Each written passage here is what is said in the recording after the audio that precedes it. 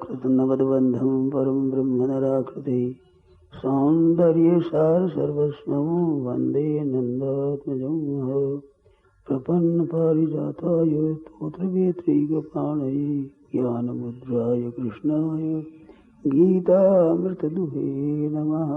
वसुदेवसुतं देवं कंसचाणूरमर्दनं देवकी परमानन्दं कृष्णं वन्दे जगद्गुरुम्। वंशी विभूषितकरान्नवनीरदाभात् पीताम्बराधरुणबिम्बफलाधरोष्टात् पूर्णेन्दुसुन्दरमुखादरविन्दनेत्रात् कृष्णात् परं किमपि तत्त्वमहं न जाने। हरिः ओं नमो परमात्मने नमः। श्री गोविन्दाय नमो नमः। श्री गुरु शरण कमलेभ्यो नमः। महात्म्यो नमः। सर्वेभ्यो नमो नमः। नारायण नारायण नारायण। एक भाई का पूजा आया है, तो बड़े अच्छी बात पूछी है। ऐसे भाइयों से नम्र निवेदन है कि पहले भगवान का नाम लिखें। कुछ भी काम करना हो तो भगवान को याद कर काम करें। लिखने को बैठे तो ओम श्री राम, श्री परमात्मे नमः, श्री गणेशाय नमः आदि पहले शब्द लिखना चाहिए।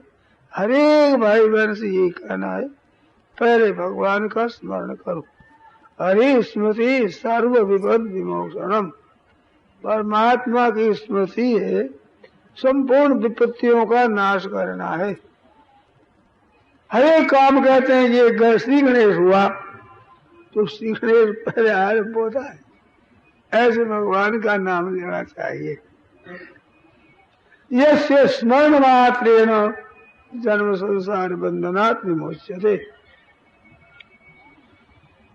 बात पूछी है कि जैसे है मूर्ति पूजा है, गुरु पूजन है, तो ये क्या जड़ की उपासना नहीं है? अर्थात ये जड़ के पूजन से चिन्मयता की प्राप्ति कैसे होगी? चिन्मय तत्व जड़ नहीं, वो चेतन तत्व है। तो चेतन तत्व की प्राप्ति से ही ये कृतकृत्य प्राप्त ज्ञात ज्ञातव्य हो सकता है। जड़ सच होगा तो क्या ये मूर्ति पूजा, गुरु आदर, गुरु पूजन, गुरु की महिमा, क्या ये जड़ नहीं है क्या? ये प्रश्न है। दूसरी बात पूछिएगा, हमारे में काम, लोभ, क्रोध आदि आदि जो वृत्तियां है, इसका कैसे नाश हो और चिन्मय तत्व की प्राप्ति कैसे हो, ऐसी बात पूछी। अब इस पर थोड़ा गंभीर विचार करें। अपने पक्षपात नहीं करना है,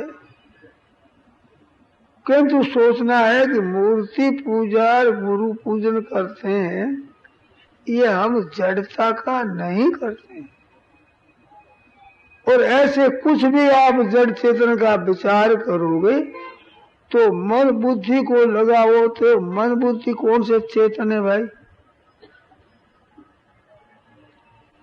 यह सब प्रकृति का कार्य है। महाभूतान्य अहंकारो बुद्धिर अव्यक्तमेव च इंद्रियाणि दशैकंच पंचचेंद्रिय गोचरा। ये सब जड़ है। तो भूमिरापो नलो वायु खंग मनो बुद्धिरेव च अहंकार इति में भिन्ना प्रकृति सदा अपरेयम। ये अपरा प्रकार परमात्मा की प्रकृति है। तो अहम अहम जो मैं करते हैं ये भी जड़ है, और जिससे निर्णय करते हैं वो बुद्धि भी जड़ है, और जिससे चिंतन करते हैं वो मनोवृत्ति भी जड़ है।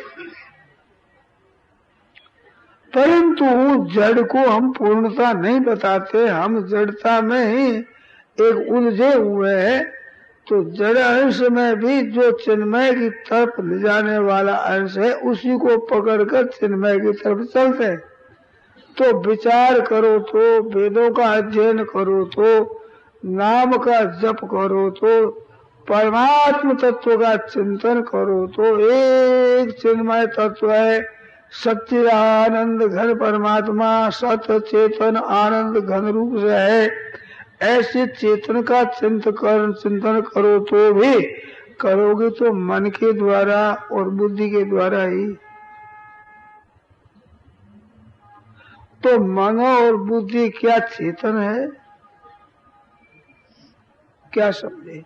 अपरा प्रकृति बताया है। मनो बुद्धि रेवच अहंकार इति इयम में भिन्ना प्रकृति सदा अपरा इयम अतस्तन्याम प्रकृति विद्धि में पराम जीव भूताम। जीव रूप है वो है परा प्रकृति। तो ये अपरा प्रकृति में उलझा रहेगा तब तक परमात्मा तत्व की प्राप्ति नहीं होगी। तो चिन्मय तत्व में पहुंचने के लिए हमें जैसे मन बुद्धि आदि की वृत्तियों की जरूरत है, ऐसे ही गुरु की जरूरत है। गुरु जड़ का नाम नहीं है। संतों ने कहा है कि जे तू चला देह को तो देह खेह की खान, देह तो मिट जाएगा। जे तू चेला शब्द को तो शब्द ब्रह्म कर्मान।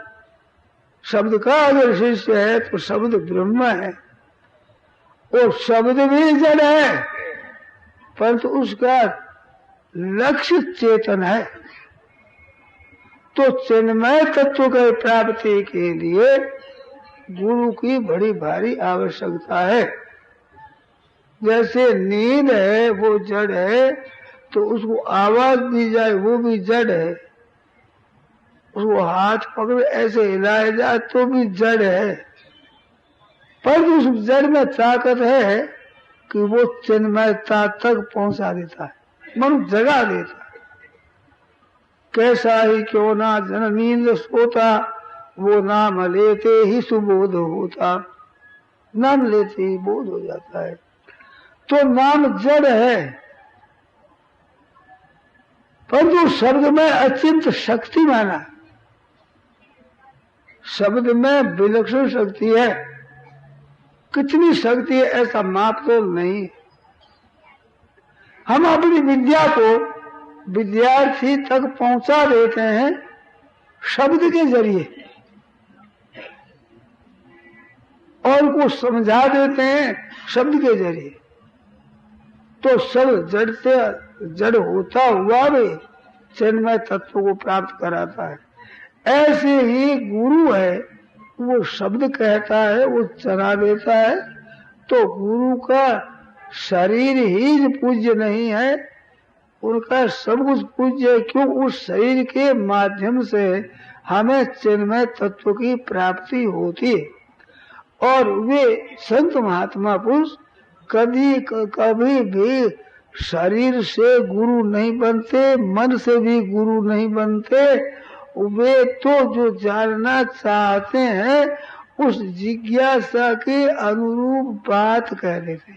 जैसे भूखे को अन्न दिया जाए, प्यासे को जल पिलाया जाए, जैसे रोगी को औषध दिया जाए, ऐसे वो जो मुक्ति चाहता है, कल्याण चाहता है, चिन्मय तत्व को प्राप्त करना चाहता है, उसको जड़ से अलग कर चिन्मय तत्व की तरफ लक्ष्य करा देता है। वो ऐसा नहीं तुम मेरे को गुरु मानो, ऐसा वहां आग्रह नहीं होता। और मानो वो चेतन है उसको मनाते। ऐसी मूर्ति पूजा में हम मूर्ति पूजा नहीं करते। मूर्ति पूजा करते तो कहते हैं भाई अमुक पहाड़ में से अमुक खोदने वाला सिलावट लाया है, अमुक ने मूर्ति घड़ी है, ये मूर्ति तुम कल्याण करना, ऐसा नहीं कहते। वह सशंक चक्रम सकीन को मूर्ति में परमात्मा तत्व का पूजन करते हैं। ऐसे गुरु में परमात्मा तत्व का पूजन करते हैं। ऐसे ही संसार मात्र में व्याप्त परमात्मा को समझकर सेवा करे, वो संसार की सेवा नहीं है, वो चिन्मय परमात्मा की ही सेवा है। दीन दुखियों को देखकर दया कर और उनकी सेवा करते हैं तो दीन दुखियों को ही देखता है। वो तो जड़ की सेवा हो सकती है नहीं वो जड़ की, परंतु जहाँ दीन दुखिया में परमात्मा को समझकर पूजन करता है वो तो साक्षात परमात्मा का पूजन है।